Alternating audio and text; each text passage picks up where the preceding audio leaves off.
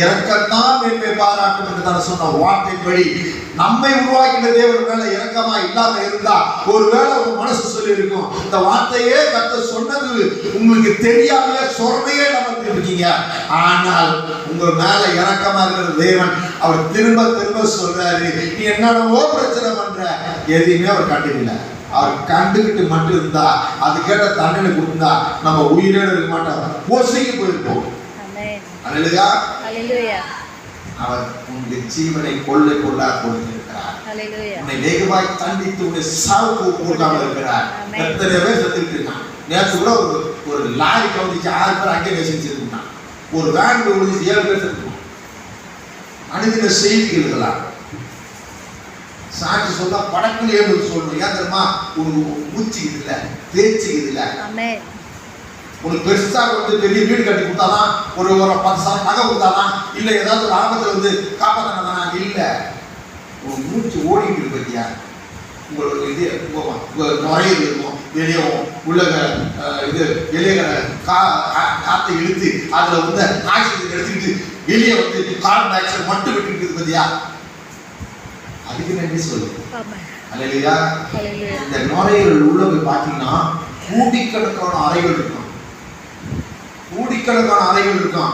நீ இழுக்கிற மூச்சு ஒரு சில பகுதிகளுக்கு தான் போயிட்டு ஆக்சிஜனா எடுத்துக்கிட்டு காற்றை ஆக்சிஜன் விடுதான். அப்பதான் இந்த தியானம் பண்றவன் இந்த மூச்சு பயிற்சி செய்யலாம் பார்த்தீங்கன்னா மூச்சை உள்ள இழுத்துருவான், விட மாட்டான்.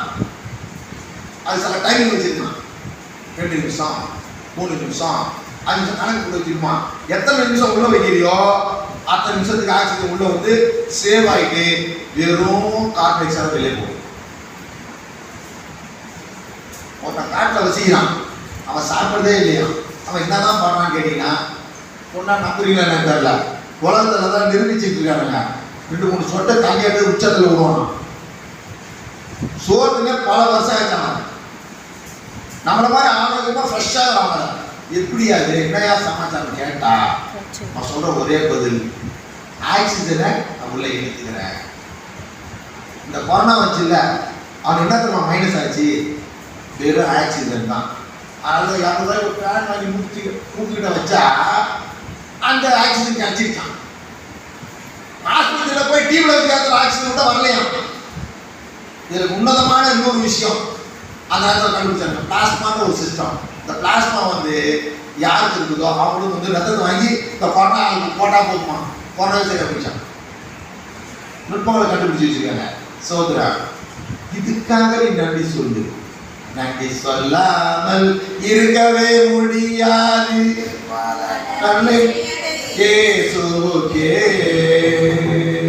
நன்றி நன்றி நன்றி என்று சொல்லி நான் நாள்தோறும் போற்றுவேன், நாள்தோறும் போற்றுவேன்.